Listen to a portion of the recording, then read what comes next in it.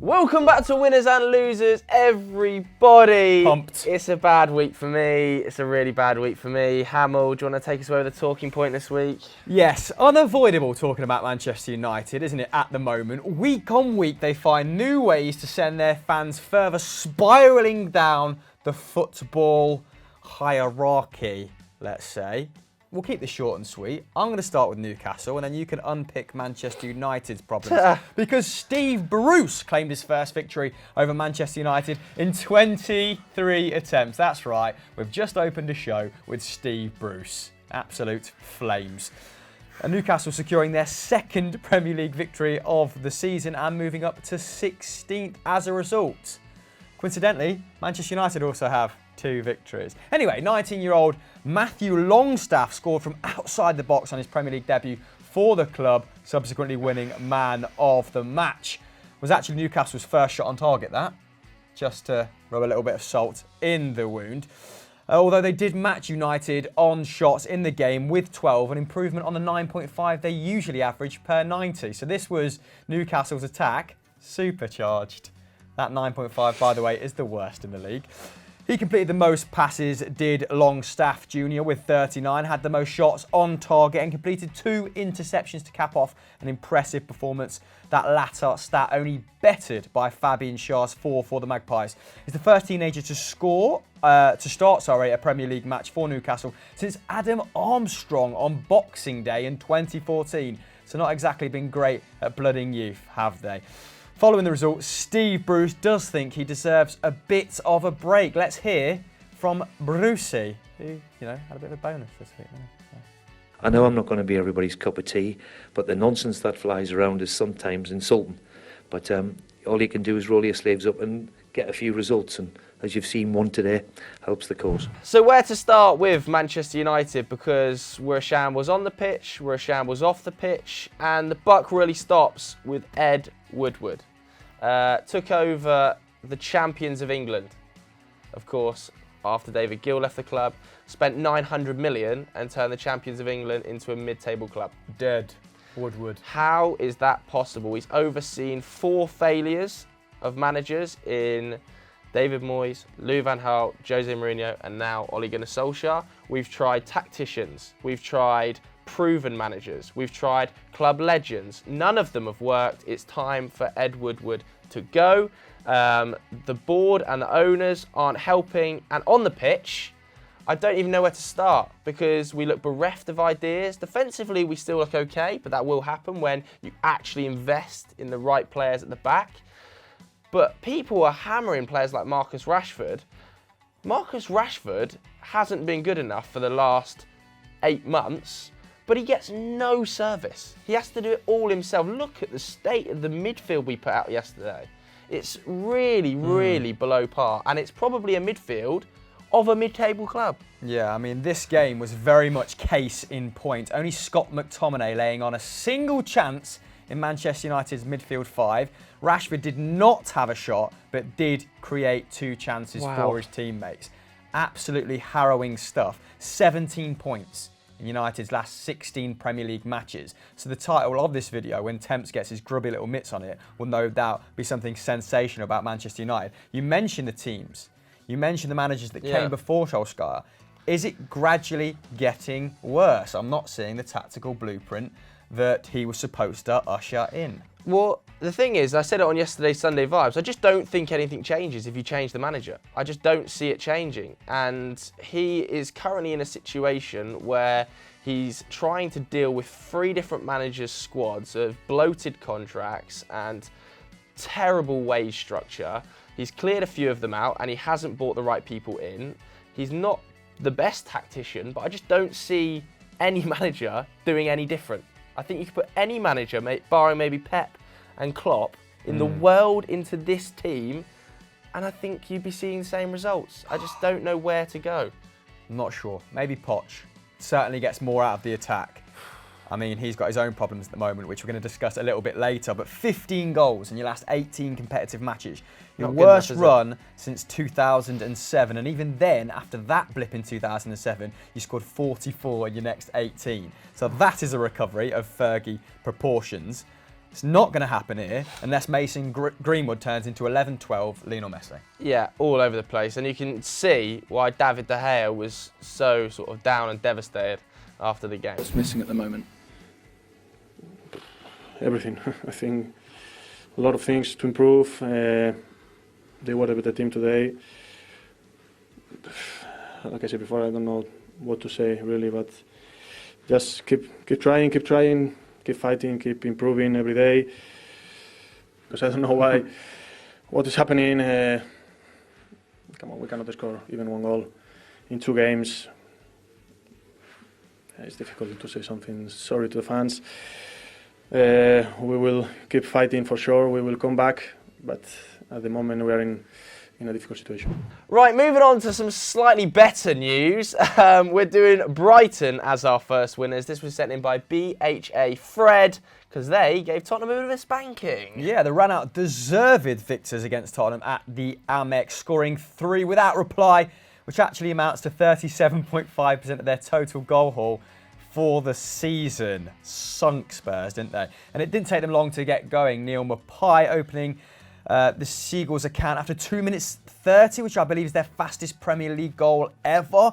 That is a 23-year-old's third goal in just 6 starts. So adjusting to life really well after a prolific season in the Championship for Brentford. This actually equals already his best haul in a top flight, which I believe was 3 in Ligue 1 for Nice when he was first breaking on the scene. A while ago, given that it's only 3. Yeah. His underlying numbers are in fantastic shape. 3.4 shots per 90, which would actually even rank first in Tottenham's squad. 0.7 key passes and an expected goals and assist value of 0.66 per game, which is better than Harry Kane at this point.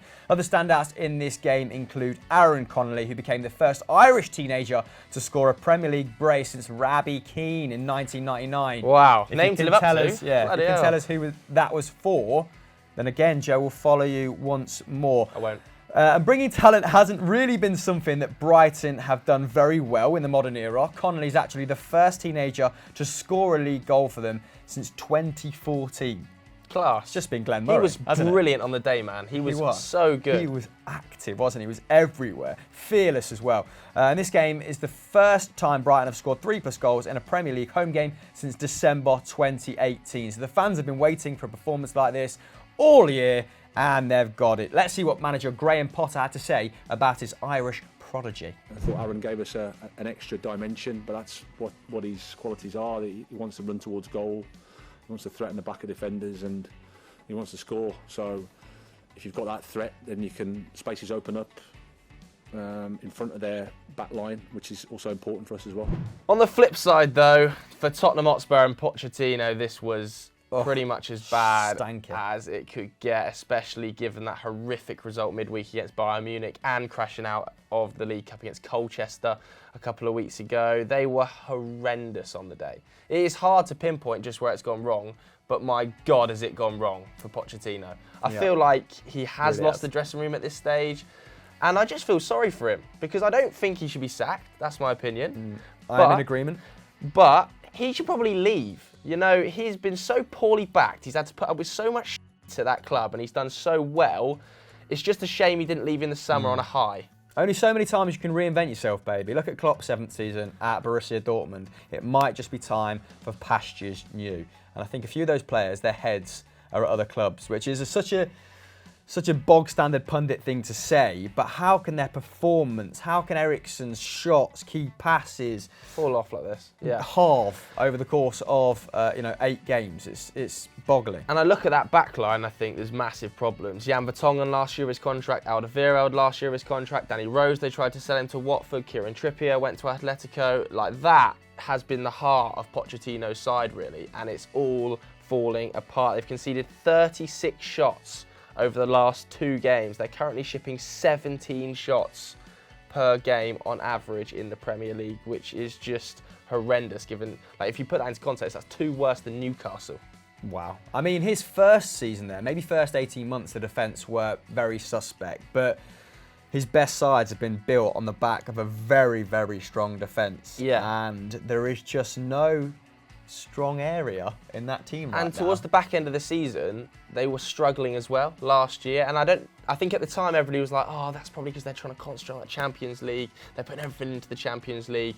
But maybe it was just a sort of sign of things to come. Let's not forget they haven't won away from home in the Premier League since January. It's not helped, is it, by mistake after mistake by Hugo Lloris. We saw it against Southampton. Harry Kane pulled him out of a hole there. We saw it again on the weekend against Brighton, although he did suffer that horrendous injury in the process where he dislocated his elbow. You can't make mistakes like that and expect to win games, especially when you're in this much of a downturn in form. And their confidence is just all over the place, isn't it? They last won an away game, like I said, in January. That was against Fulham. And following this result, they've now lost 8 and drawn 2 of their last 10 away Premier League games. Wow. It's just horrible. And I just don't like to see it, man, with Pochettino, because I think he's destined for greatness.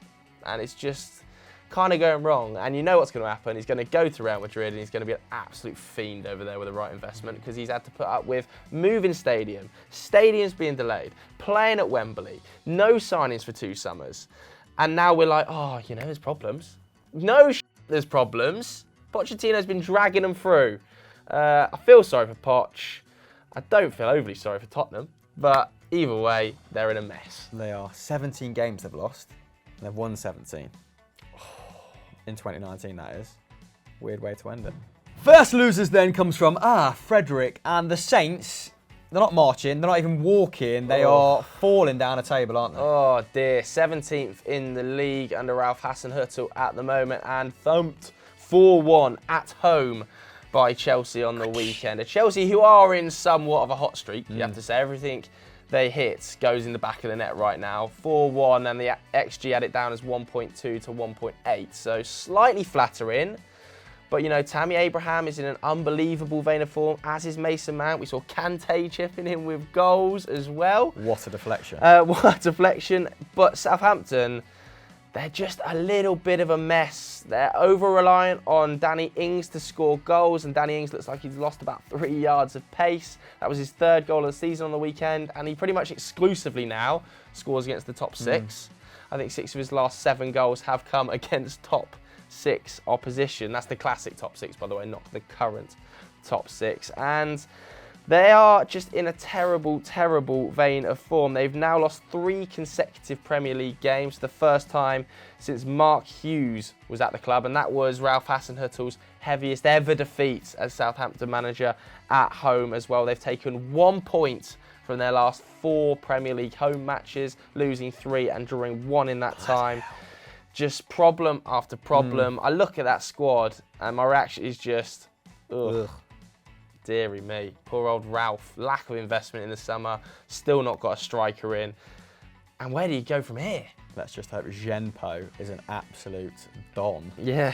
And talking of dons, Frank Lampard is well and truly up and running at Chelsea, isn't he? This is the first time he's recorded consecutive Premier League victories at the club. They've won in each of their last 4 games in all competitions. The longest winning streak of Frank Lampard's managerial career to date. Tammy Abraham, like you said, in a hot streak. 9 goals for Chelsea in all competitions in 1920, the joint most of any current Premier League player, along with Raheem Sterling. In fact, no player in the top 4 tiers of English football have scored more league goals than Chelsea's Tammy Abraham in 2019. He's on 20. That's joint with Aguero, Timu Pukki and James Collins. Not the West Ham centre-half, the one that plays for Luton Town. More positive news for Chelsea fans in the form of Hudson-Odoi's first start of the season. He registered an assist in this game. Looks like he's beefed out a little bit as well. Yeah, it does. Definitely been hitting the weights in the gym. He's now got 3 assists in 67 minutes of football this season. So against Grimsby, Lille, and of course Southampton. And it doesn't end there, Joseph. Mason Mount continues his fine form on the road with 3 goals in 4 away performances. That's as many as he managed in 20 away league games under Frank Lampard at Derby. So, smashing it, Mason. Throw away the form book. Adjusting from the Championship to the Premier League seemingly means nothing this season. The international break is up next, but after that, Chelsea face an in-form Newcastle That is Brilliant. Is that a dig at me? Extremely generous. Extremely Outrageous. generous. I'm just reading it verbatim off the script, lad. Well, Southampton have a tough game. Tough game against Wolves. Don't know if it's home or away, in fact. Who do you guys think is going to finish in the top 4? Chelsea or Tottenham? I'm throwing out a random poll. It just came to me all of a sudden. Vote up there. Before we move on to our next winner, make sure you've hit that subscribe button and turn notifications on if you're enjoying this content and want to see more of me crying about Ole Gunnar Solskjaer. Our last winner then is Adama Traore, and it comes from Bonobo Nebo, and he had the game of his life, Adama Traore. Yes. Right? Finally adding some end product to all that promise he's had since about age 16. He scored a brace as City succumbed to a 2-0 defeat to Wolves at home as well. Wolves subsequently rising to 11th. 4 points off the top 4 despite that rocky start. Now, Wolves hadn't beaten City away from the Molineux in 20 years, but just found City soft-centred on this occasion. Both goals coming from counter-attacks through the middle, although Adama Traore did carry the ball expertly, didn't he? Yes. That first touch for the second goal takes him away from the centre-half, although I think it was Fernandinho, who's not known for his pace, and 2 cool finishes to boot. City started this game with João Cancelo at left-back in his full Premier League debut, the 4th player to feature in that position in as many games, and he didn't have the desired effect on that flank, did he? With the former Juve man producing 0 key passes and only 1 dribble, as City only managed 6 shots in the first half, which is okay if you're any other team except City and Liverpool. Pep did switch the Portuguese maestro to right back at the interval, bringing Zinchenko on at left back, taking the ill Kyle Walker off, who had a stomach infection, so did well to even start the game off, and it had the desired effect. 12 efforts after the break, however, 8 of those were blocked. Wolves' defenders just putting their bodies on the line. And I think that Pep actually has a fairly poor record against Nuno Espirito Santos, and that continues, doesn't it? But on the other hand, you know, Traore, Don, playing at right wing back, which probably suits his skill set, doesn't he? Because he doesn't put up huge defensive numbers, doesn't put up huge attacking numbers, so it's quite a forgiving position for him. He made 3 of those blocks, as well as completing 6 dribbles, which is pretty bog standard for him at this point, isn't it? A team high. And his goals were really well taken, as we discussed before. But a little bit of a gift, the first one. Cancelo giving the ball to Jimenez, who did really well, actually, to create some space, drawing the defenders to him, before finding an unmarked Traore to find his first goal since September 2018.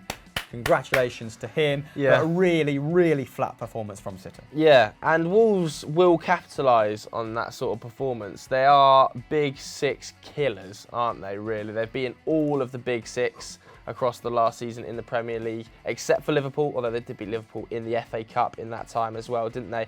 And, you know, you mentioned it there, Pep's got a howling record against Nuno Espirito Santo. Santo seems to have marked his card. Pep's only won 25% of the games he's played against Santo. That's 4 matches as well.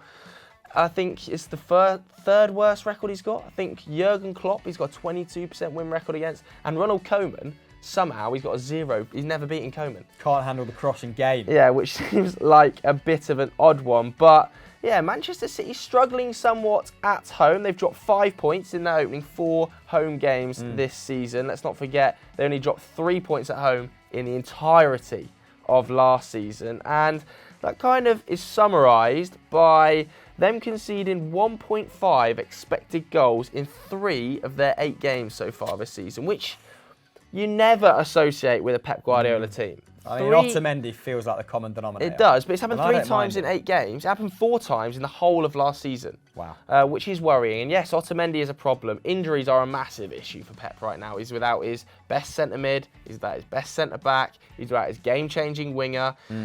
There's a lot of problems for Manchester City right now. I'm sure he'll turn it around, because City will find a purple patch, and when they do, they will just steamroll teams. Yeah. And like we said against Norwich, they'll bounce back next week, and they beat Watford 8-0. So I don't know who they're playing after the international break, but the poor bastards could be in for an absolute thrashing. They are 8 points behind Liverpool, though, and that is not a small margin at this stage of the season. I think both teams will drop around 20 points. I think 94 points will probably win you the league this season. Okay. So Liverpool are in the best position they've ever been to win a Premier League season right now. But let's not forget, They did bottle a 10-point lead at one stage last year. They've got 30 years of history hanging off their shoulders, haven't they? So let's see if they can handle it a little bit better this time round. Who's going to win the Premier League, guys? Let us know in the comments below. Last losers then, and they are pretty fucked. It's Norwich, and this comes from Villains Town, who's probably got some skin in the game, hasn't he? Yeah, Norwich are in a bad way. Aston Villa humiliating them 5-1 at their own ground on the weekend. Norwich are now winless since that Manchester City 3-2. I think we can all agree fluke. Total fluke, having scored 1 and conceded 9 in their last 3 games. Look, they've got a lot of injuries. Let's touch on that because they've got 9 senior players out there. Godfrey and Jamal Lewis playing this one despite being injured. But the results have to improve quickly because it's becoming a farce. If you take that City fluke out of the picture, the results read as follows. They lost 1-0 to Crawley, 2-0 to West Ham, 2-0 to Burnley, 2-0 to Palace, 5-1 to Aston Villa. That is as bad as it will get for a team. They've got the worst defence in the entire league. They've conceded 21. And of their 10 goals in the Premier League, Pukki scored 6. So if Pukki doesn't step up and score 25 this season, they are going down because the defence can't hold out. All over the place.